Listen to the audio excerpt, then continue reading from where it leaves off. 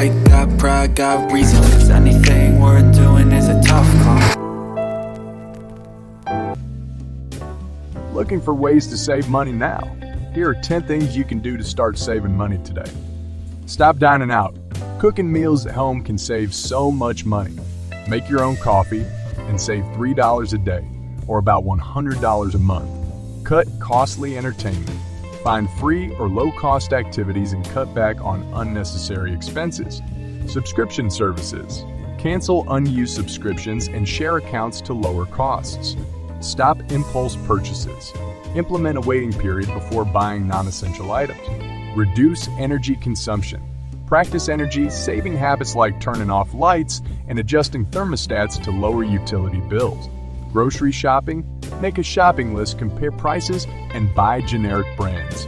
Think about transportation. Use public transportation, carpool, or bike instead of driving alone to reduce fuel and parking expenses. Do-it-yourself repairs. Learn basic repair skills and fix minor issues around the house instead of hiring professionals. And finally, debt repayment. Prioritize paying off high-interest debts to save on interest charges